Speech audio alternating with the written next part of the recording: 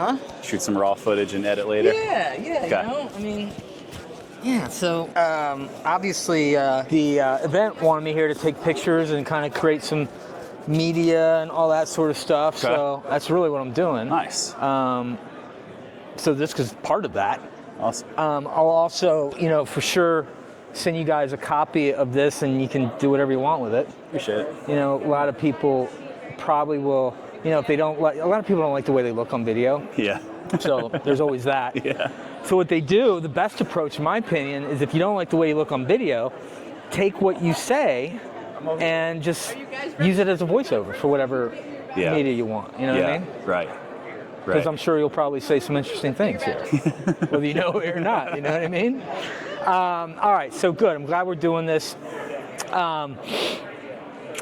You've been here. I mean, this is what is this your second time at this event, or did you come to the first one too? Came to the first one, yeah. We've been here for 3 years. Yeah. We've been in business for 5 years now. Okay.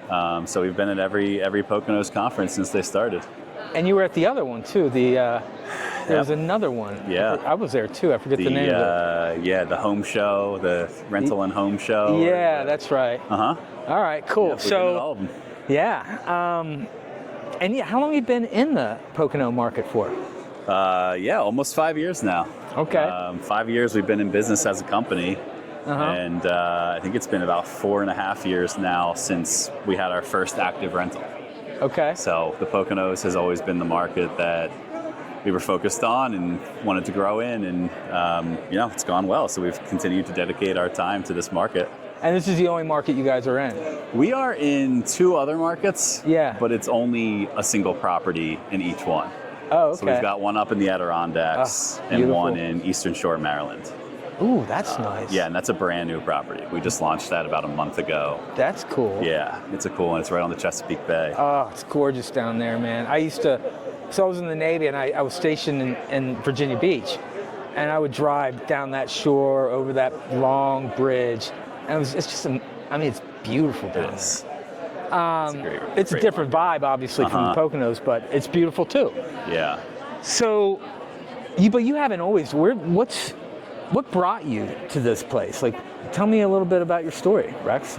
Sure. So I'm an architect. Okay. Licensed architect. I'm still licensed, still active, but not practicing. And when the pandemic started, a few months in, I was, had a bunch of extra time on my hands and was starting to think I need to. That's all good. I was just kind of started to think to myself, what can I do to be productive with all this extra time? Right. And so I started reading some real estate investment books, like the classic Rich Dad, Poor Dad. For sure. Some of the others, and was trying to, think about how can I set my family up for future success? Right. Passive income, investments, whatever it is, and just trying to learn about the real estate industry. And at the same time, my business partner, Nate, who's one of my best friends, we've known each other our whole lives. We were just kind of talking one day, and he was also kind of doing the same thing and interested in learning the same thing. So we started connecting. He then came across short-term rentals and Mike Sjogren's podcast, STR Secrets. Yeah. And he was like, hey, I think you should check this out. Short-term rentals appears to be a really good space to get into right now. And we didn't have the money at the time to start buying properties. Yeah. So we came across management and co-hosting. Right. And figured, we could start a business managing other people's properties and didn't need to come into it with a whole lot of capital personally. So that's exactly what we did. We learned as much as we could about STR. We joined Mike Sjogren's mastermind, STR Secrets, started networking, started building our business, and got going with just a really solid knowledge base and network. So it started as a side thing for us. Yeah. We were still working our full-time careers, me as an architect, him as a construction manager. Okay. And for 2.5 years, we built the business nights, weekends, while working a full-time career. And a family too.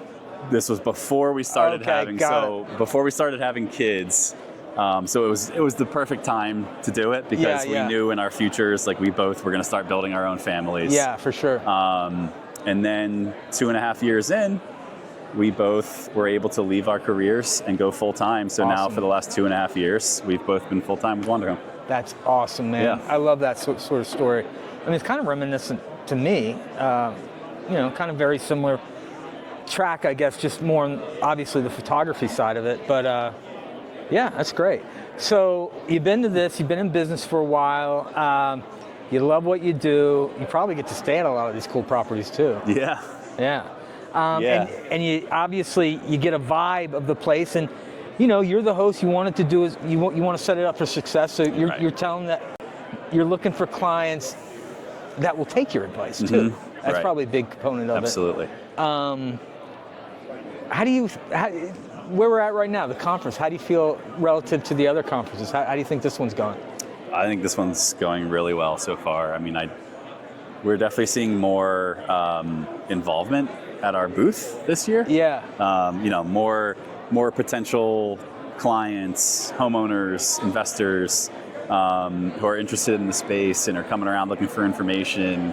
Yeah. Really interested in learning what it is that we do and how we can help them. There's clearly more people here this year, more attendees for sure than in previous years, which makes sense. This is the third year now, and you hope that it continues to grow every single year. Yeah, and that's exactly what's happening. But yeah, I've been here at the booth all day, and there's been steady action coming through. Yeah. So it's definitely been I would say the best year so far. And you're speaking, right? And I am. In like an hour or so. 4:30, yeah. Oh, 4:30, okay. I'm on a panel today talking about tech stack, STR tech stack. Oh, so we're going to be touching on, what you need, what helps to scale operations. Yeah. What type of stuff, the first-time home buyer kind of gets sucked into, but isn't really necessary for them, and they should be more focused on growth before they go out and buy every single software available under the sun. I have that problem, for sure. Shiny object syndrome. Yeah, big time. Yeah, well, in this industry, there's so many forums online, there's so many coaches and all that stuff, and it's all great. It's, useful information. But for somebody new who's, trying to learn as much as they can and take the advice of other people who are offering it, you can get sucked into the trap of okay, this person's saying I need to use this software, so I need to go out and get it and figure it out. But what it really comes down to is you have to know what your goals are and what your scale is and what you're, where you're headed. And if you're planning on eventually managing 35 properties like we do, then your goal should be a little bit different than if you're a single homeowner who just has, a second home that you want to use for your family, but then also rent it out the rest of the time and cover your mortgage, right? There's a big difference. You don't need to pay for all the same tech stack to run that business as, that you would as Wanderhome managing 35 properties. Yeah, for sure. That sounds fascinating. I'm going to definitely check that one out. Yeah. So if we had a crystal ball, man, and we can look 5 years into the future, where do you see the Pocono market? Is it growing? What's going on in your mind? What would you like if you had the ability to make it look the way you wanted to? What would that look like? I do think that the Poconos market is going to continue to grow. I think it continues to get stronger and stronger every year. Yeah. And a lot of people look at that as a negative because there's so much more competition now. Right. But, at the same time, that kind of lifts the quality operators to the top. Right. And then those who can't keep up, they might still continue to, manage at a small level. Or if it's just, a homeowner who has one property, two properties, whatever, a small portfolio, they can continue to do well as well. But what's important right now is the quality of the properties. You really have to focus on the amenities, design, location. Those things are going to help you stand out from the crowd because there's thousands of 3-bedroom properties available for rent right now in this market. And, if you think that you can just buy one of those properties and list it on Airbnb and make a ton of money, you're going to be in for a rude awakening. Doesn't work that way anymore. It used to work that way. Back in the day, people were not as picky about the quality of the properties. They just wanted to get into the mountains and get a cabin, and they didn't really care so much about the amenities and all that. The game has completely changed now. Everybody is looking for that experience at the property that they're staying at. Right. And when you're looking through, listings on the booking channel, and there's a lot more available, you need something that's going to catch the guest's eye and draw them to your property and interest them in your property, something that stands out and is different from all the rest. So I think people are becoming more educated of that, and this conference, is in part to thank for that, educating people who are getting into the industry or are already in the industry, but just there's always more to learn, obviously. Yeah, none of us know it all. No. And so I think the Poconos is continuing to trend upward, getting more educated, working on, advocacy for, regulations at a state level, at a local level.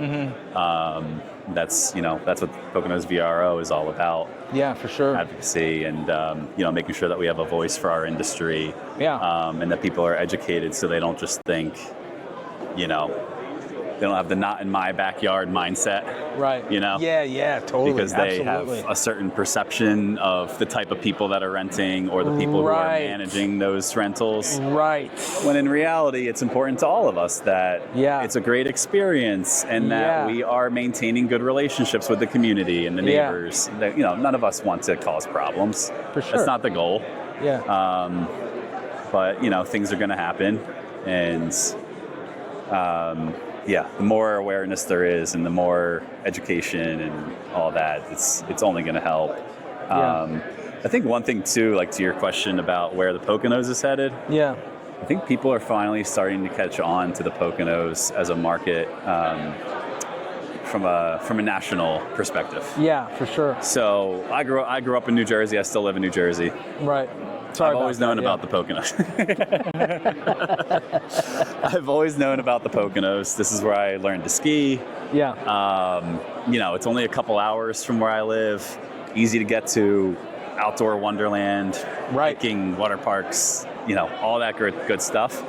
But if you're not from the area, if you didn't grow up within a 3-hour drive of the Poconos, you don't know what the Poconos is. Absolutely. You can pull someone from 2 states away and say Poconos, and they're like, "What are you talking about? What planet are you right? from?" Yeah. What country is that? Yeah, exactly. So it's a very regional, localized market, and most guests are coming from New York City, Philadelphia, and the surrounding area, and they're all driving here. Nobody's flying across the country to come to the Poconos. But now that investing in the STR space is becoming so popular. Yeah. And the Poconos continues to show up on national reports for, best trending markets for investing in STR and all that kind of stuff. Yeah. Now you've got people all over the country who are learning about it, looking into it, coming to this conference. Like I've definitely met more people this year at this conference who are coming from out of the area. That's interesting. And I met a couple guys from Canada. I met those guys too. Were they wearing the bow ties? The American flag bow ties from Canada. Yeah, that's great. So they own a couple in Michigan. Okay. Oh, interesting. Yeah, and they're happy with it, but the seasonality isn't great. They're like lake homes, and the summer is their market, but then in the winter, there's nothing. It shuts down. Yeah. So they're interested in the Poconos because it's much more year-round. Right. The rental market. And there's, even though it's a very competitive market and there's a lot of buyers looking here, and, the supply, from what I understand, is not keeping up right now with the demand. But there's still plenty of opportunities out there that if you know what you're looking for, and you're working with the right realtor and team, there's plenty of potential to find a good investment. You guys don't have your real estate license, do you? We do not have a real estate license. Yeah, you don't do any of that. Nope. Yeah, that's a whole nother ball of wax, I would imagine. Yep. Well, listen, Rex, I need some water, so I think it's a good spot to end it. This was fun, man. I appreciate it. Appreciate you. Yeah, we'll do this again. Thanks for the chat.